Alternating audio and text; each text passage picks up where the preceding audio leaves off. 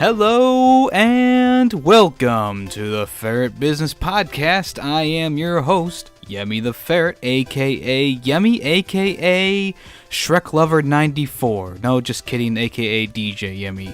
And with me today, I have a Let's Player who likes to play narrative-based games, like his newest series as of right now, Tyranny.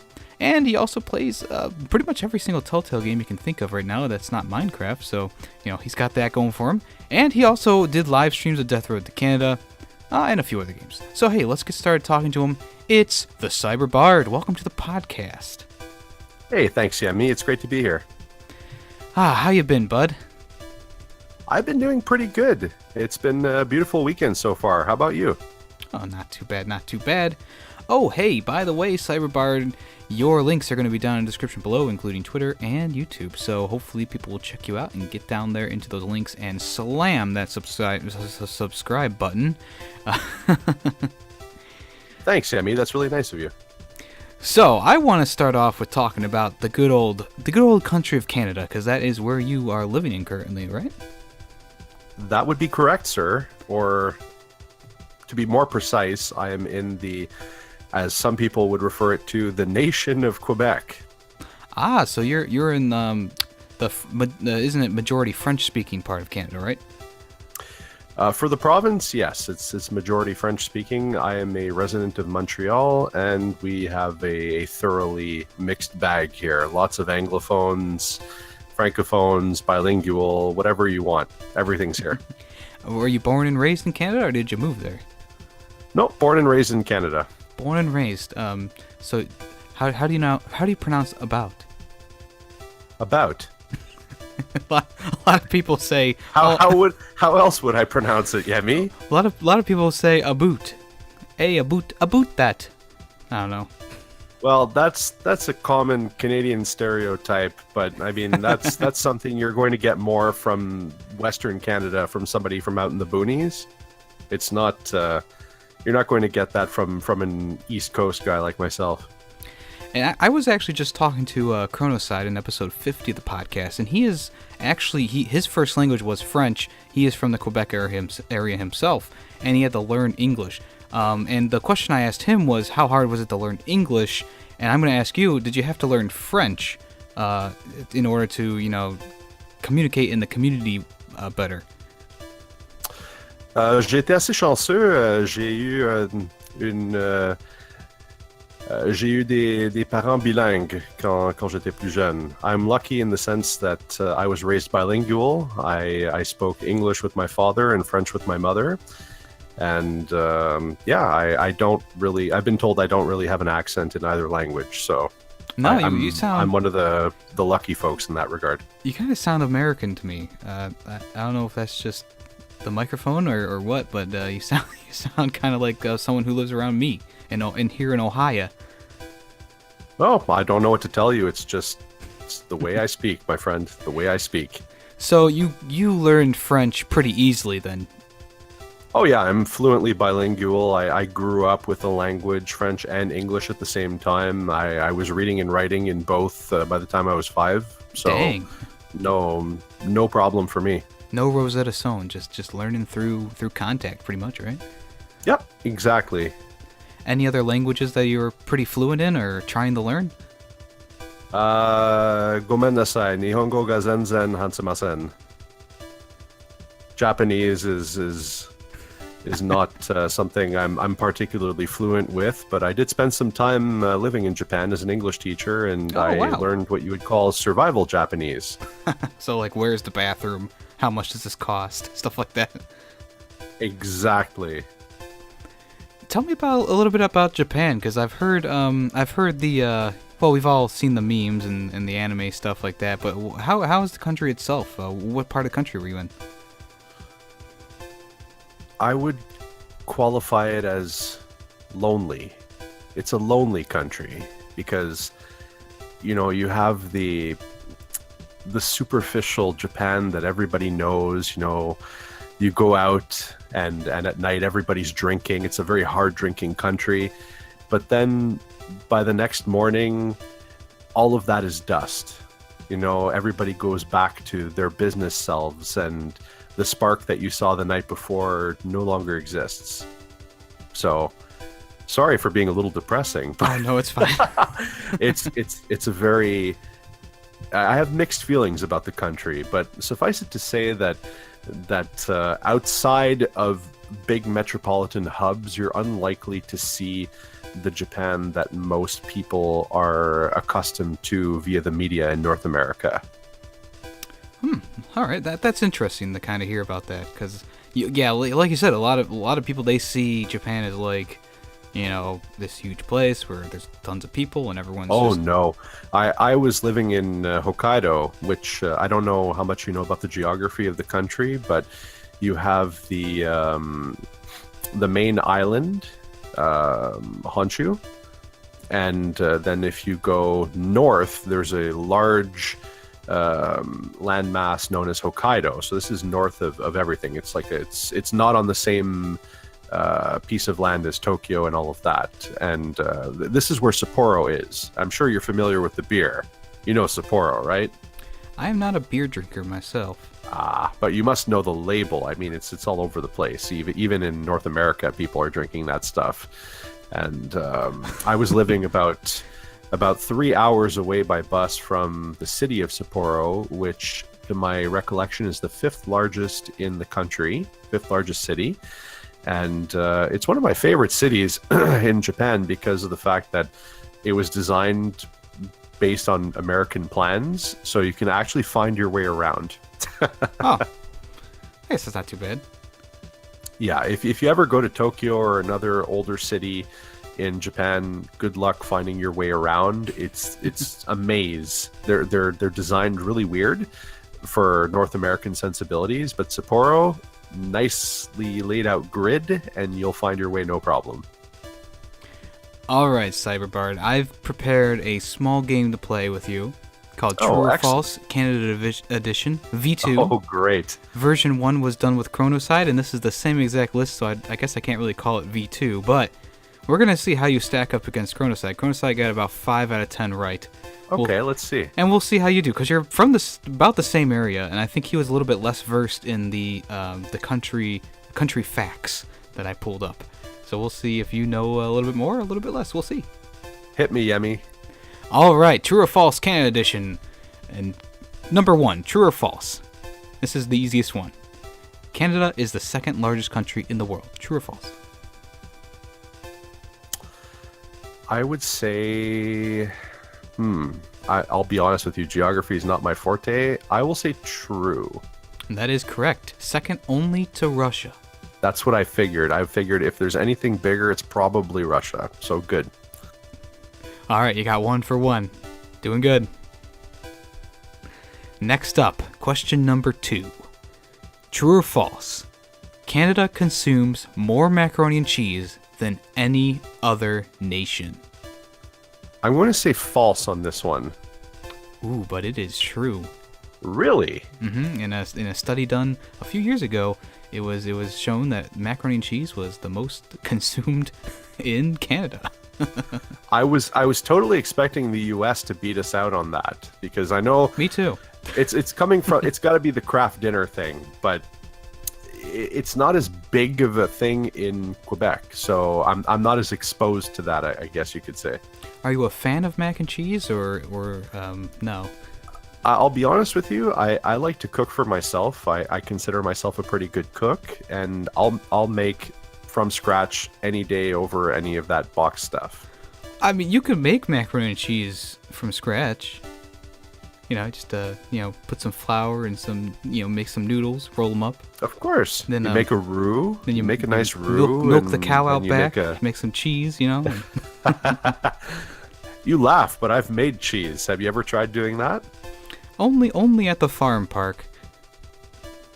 Farm park? Oh yeah, it's not like a big attraction, but there's a place around me called the farm park, and it's literally just a farm set up so that people can come in and see how a farm is run day to day. You know what? That's actually really interesting, and I think that that's a great thing because people are very out of touch in this day and age, especially in the western part of the world. Well, anywhere, truthfully, with how their food is produced. My brother-in-law, who also has a YouTube channel by the name of Jody Farms, has his own organic farm, and he does vlogs relating to his farming. And if you're interested in getting an idea of how farming goes and the steps involved with certain things, you should definitely check it out. Jody Farms. All right, I will do that. All right, are you ready for number 3? Hit me. After the attack on Pearl Harbor, Canada declared war after the United States. True or false? That would be false. That is false. Canada actually was first to declare war against Japan, which is quite astonishing to me, to be honest with you. Well, the U.S. was a little late to the party on that one. Just a little bit. All right. Canada gets the short end of the stick, to be honest with you, because everybody laughs about Canada, saying, "Oh, Canada, those friendly Canadians." But historically, if you take a look at it, Canada has some of the most feared troops anywhere on the planet. They're very well trained, and I don't think that necessarily translates to modern times. But around that time, Canadian troops were scary. Yeah, I believe that they were the ones who invaded Juno Beach at during D-Day. So then Absolutely. Then there's also the one beach that they literally walked up the beach, and then they're like, not the Canadian, I think it was the British forces. They walked up a beach and they're like, oh, time for tea. Of course. That's a story for a different time, though. All right, number 4. Canada is an Iroquoian language word meaning cold. True or false? I am not certain about the meaning. I don't believe that is correct. Canada was, it comes from Kanata, and it has a different meaning. So I'm going to say false I'm pretty sure that's the right answer. It is false, and it actually means village. Yes, that's it. I remember from history. It's been a while since I've studied this, but it has a different meaning. Yes. All right, number 5. True or false? Parts of Canada have less gravity than the rest of the Earth. Wow, I am going to say false because that doesn't make any sense to me on a physics level. But if you're going to tell me true, then I'm going to be astonished, and I want to hear more. It is true. Really? Yes. How does that work? Well, I don't know. Let's see, Canada gravity. The thing, I got it from this slideshow, and it had a bunch of Canadian facts on it, and that was the one that stuck out to me most. Was parts of Canada have less gravity than the rest of the Earth, and it was a study done. Hold on, let me quickly reread a little bit of this. For more than 40 years, scientists have tried to figure out what's causing large parts of Canada, particularly the Hudson Bay region, to be missing quote-unquote gravity. And 2 theories have been proposed, and the one seems to be that it bulges. The Earth bulges in Canada and at the equator, and that's where the gravity's a little bit. I don't know. It's not spread out proportionally. The mass isn't spread out. I just sound like an idiot right now. No, not at all. To be very honest with you, it's probably a lot more complex than we think. So it's something that we would probably. You know what? Let's take the week and we'll study it together, Yemmy. We'll figure this out. All right, I'll get right on that. Something to do with the ice sheets. Well, whatever. All right, number 6. True or false? America has invaded Canada twice. Once in 1775 and once in 1812, and they won both times. That would be false, sir. And that would be most certainly false. We lost both times, and in 1812, Benedict Arnold was the downfall of us all. Absolutely. All right, number 7. Oh, wait, hold on. Yeah, number 7. All right. Canada was the 3rd country in space. True or false? I have absolutely no idea in this regard. History is not my favorite of subjects. I'm going to go with false. Actually, that is true. You True. guys were the third country in space, and actually, your space program is supposedly the best out there. Interesting. I would have expected it to go something like U.S., Russia, China, but I don't think China's actually even been really into space at all. I think I don't remember. it's not my area of expertise. When it comes to that kind of stuff, I'm a space cadet. Right. Alrighty, number 8. True or false? The Eiffel Tower was originally in Canada in 1967. 1967. I'm gonna say false. Yep, that is false. It was almost moved there in 1967, but they decided to keep it in France. For reasons unknown. The French like to hold on to things. That's okay. Except for the Statue of Liberty, they gifted that to us. It was a fine gift. It really was. Alright, number 9. True or false? The Hawaiian pizza was invented in Canada. I would be willing to believe that because people will eat some weird stuff out here. I'm going to say true.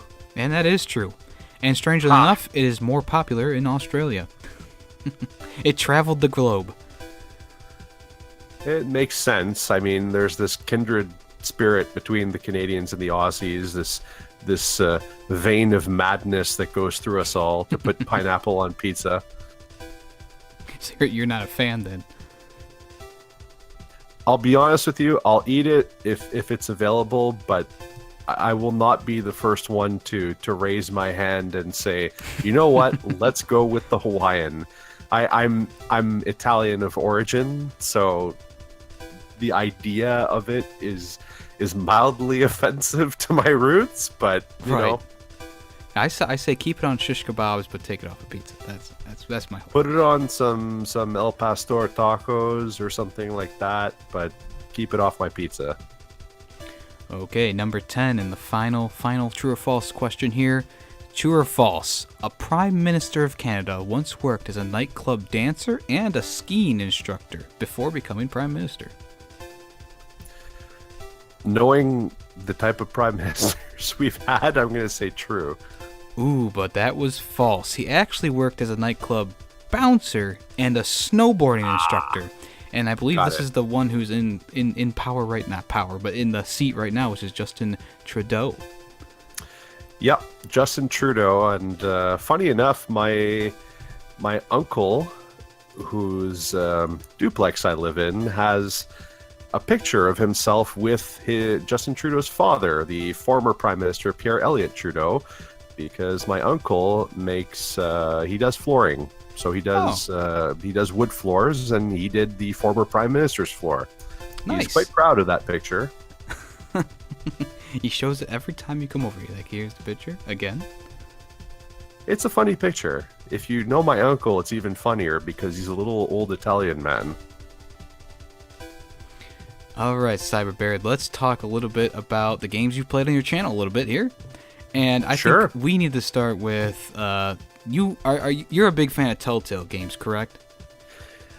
I absolutely love Telltale Games because they have given a new feeling to the concept of the narrative. It's the embodiment of those old choose your own adventure books that I used to read when I was a kid, and a lot that were super popular.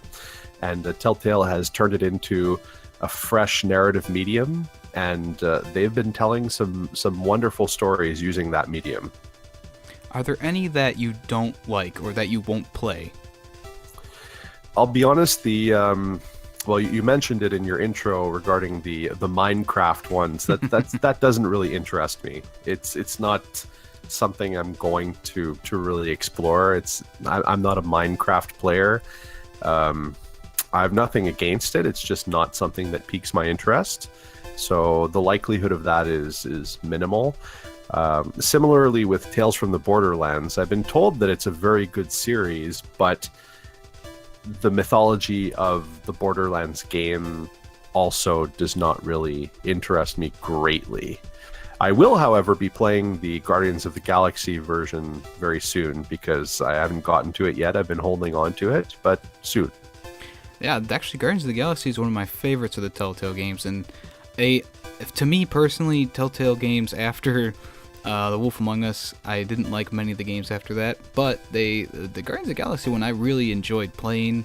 I thought it was very well done. The only thing I didn't like was Yondu's voice actor, and that was pretty much it. So I think you got a nice time on your hands. From what I've experienced, voice acting has been generally very strong with the Telltale games. I've had very few instances where I've said, this could be a lot better. I've been very satisfied with their voice actors. So it's sad to hear about Yondu, but I'm definitely looking forward to Guardians. I love the comics. I used to read them well before the movie popularized the IP. Mm-hmm. So I'm excited to play that game. Me personally, I didn't read the comics before the game, but I did read the Fables comics before The Wolf Among Us. So great series, excellent. Yes, excellent. And The Wolf Among Us is it's probably my favorite Telltale game. And they actually are they're working on the season 2 finally. Yes, season 2 was originally slated for release in 2018, but it's to my understanding that season 2 is going to be released in 2019 due to the fact that Telltale is finally updating their game engine. So Wolf Among Us, as far as I understand, is going to be on the brand new game engine, and the final game to be on that engine will be the final season of The Walking Dead. Oh, okay. And what do you want from The Walking Dead season 2? Like, what could they build upon from the first season? You mean The Wolf Among Us, right? Mm-hmm. To be very honest with you, I don't know, because Wolf Among Us was a prequel to the actual comic book series. So I don't know where they could go with that. I mean, it pretty much leads directly into the Fable series, right? So I don't know. I like to have that surprise. As you've noticed from my videos, I like to go in blind.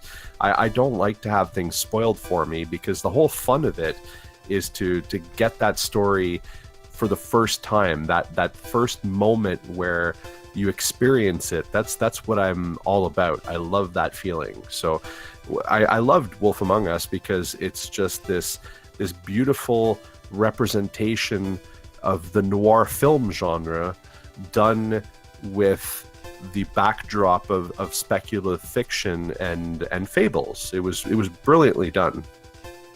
Yeah, I agree wholeheartedly with that. I have yet to see another Telltale game take the same kind of path as this game. And I've played pretty much all of them except for the newest Batman one and, of course, the Minecraft games.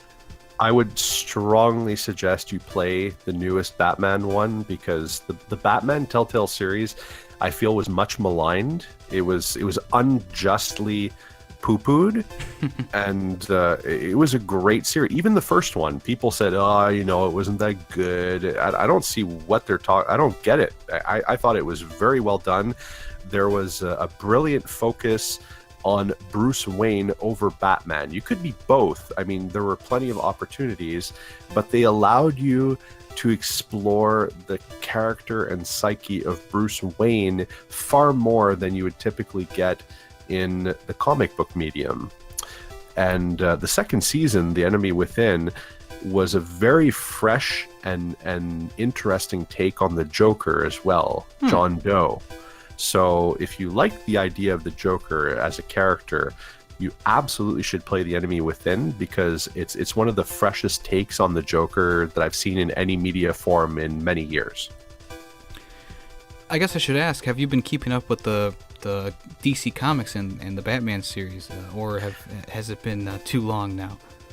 DC Comics, I will tell you that Batman is one of the only series that I'm really keeping much of an eye on, because I'm not crazy about a lot of the stuff that they've been doing. Even The Flash, I'll peek at it occasionally, but so storylines.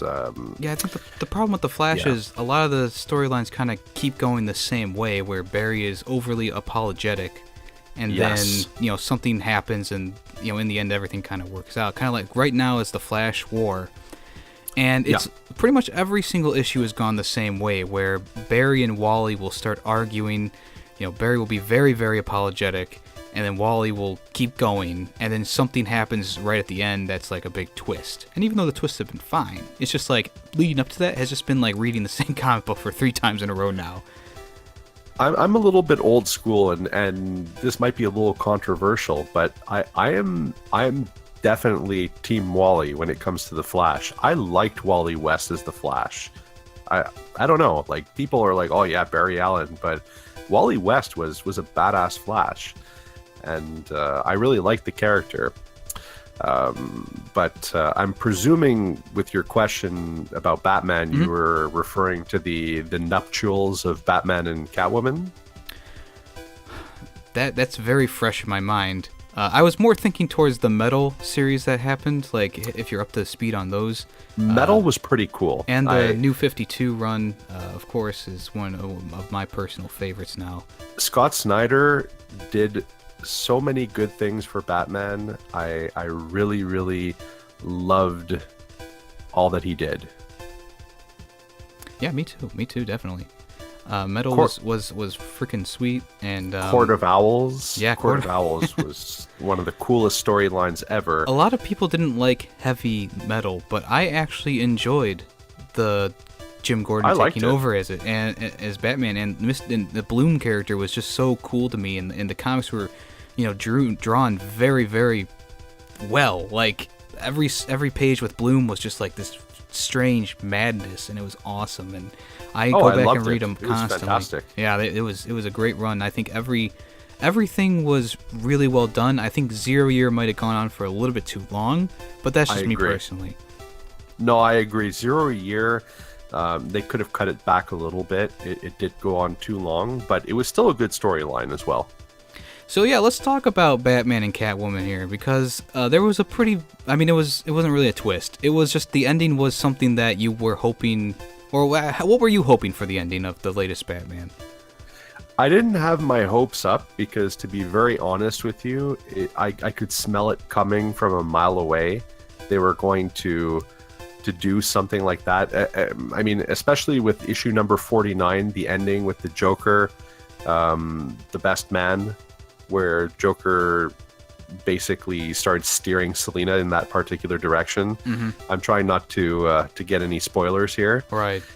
But yeah, I mean, it was a foregone conclusion that this is how it would end, which was honestly a little bit upsetting because it's a little bit of a cop-out. It's...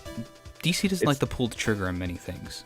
Like, even with character deaths. I mean, Clayface died in Detective Comics, and then all of a sudden he's back. Which was disappointing, by the way. Me personally, Clayface is my favorite villain, and they did a pretty good job with him in Detective Comics, but, like, that whole last part with him was just, it was heart-wrenching for me personally, and I knew they weren't going to kill him off forever. I knew he was going to be back, of course, but I would have I just want DC to pull the trigger on something and stay with it, We don't need another rebirth. We don't need another, event, like you can tell that the Button is definitely freaking coming back because they've mentioned it several times in the Flash. They've mentioned it a few times in the Batman comics, and they're like, this Button thing is going to probably reset the freaking timeline again, and I'm not ready for it. Yeah, I'm really just sick and tired of resetting timelines and everything. It's become a pattern in both Marvel and DC. It's just things will get progressively worse to the point where the writers are just completely hogtied. They can't do anything because it's just such a toxic literary environment. So they say, okay, well, let's just hit the reset button and then we can start from scratch again, and then dry, rinse, repeat. And the funny thing is, like, they never actually, like, because they always reference the other things. They always go, oh, but what about what happened with the Zero Year? And it's like, okay, but that was in the last timeline. That was in the New 52 timeline. We're in the Rebirth timeline now.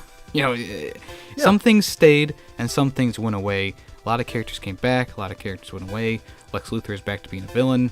The Joker was freaking... Well, I'm not going to give away what happened in the Batman comics, but, Yeah. And the ending was pretty disappointing for me on the latest on the wedding issue of the Batman comics. I agree. Because you could see it coming as things were happening on the pages, and even though those freaking beautifully done masterpieces that were in that comic, you could tell that they were leading to what happened in the end. And I just wanted DC to surprise me and actually go through with something.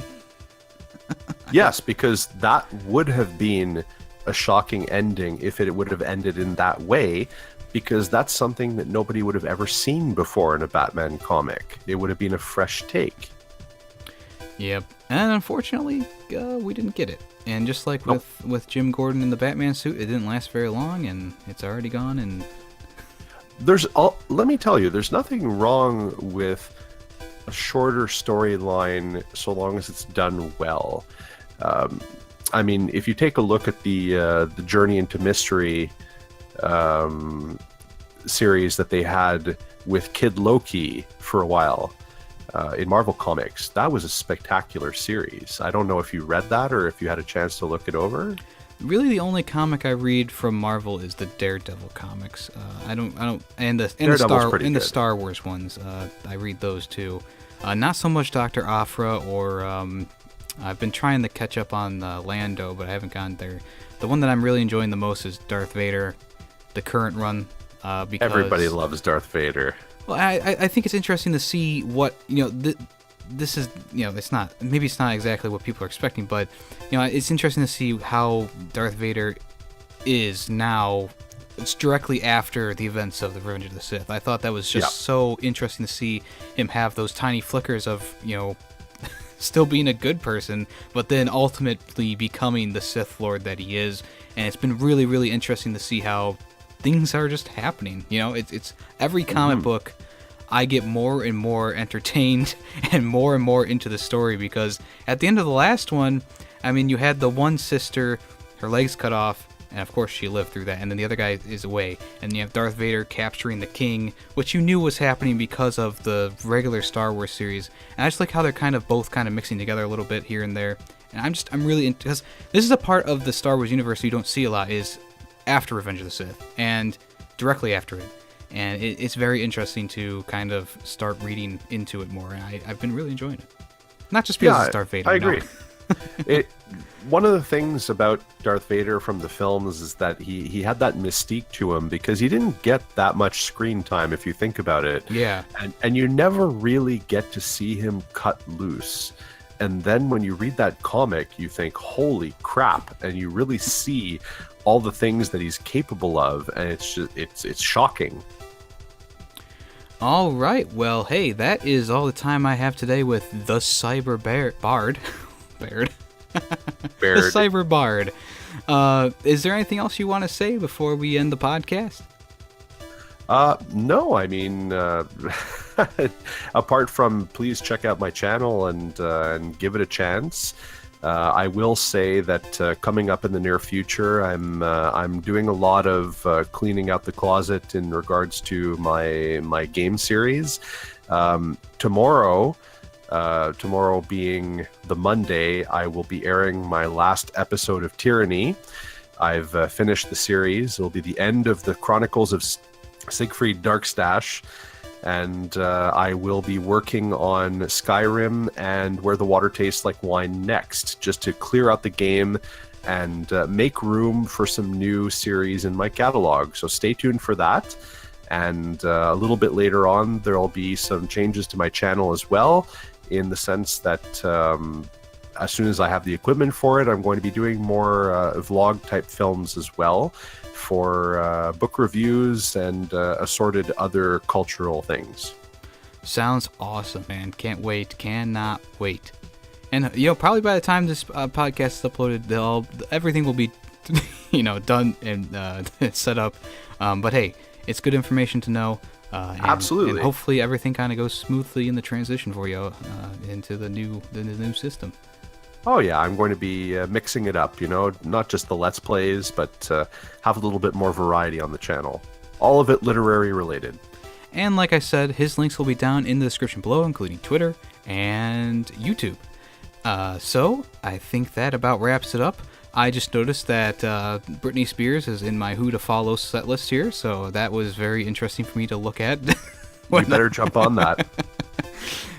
And I am your host, Yemmy the Ferret, and this has been another episode of the Ferret Business Podcast. Thanks again, Yemmy.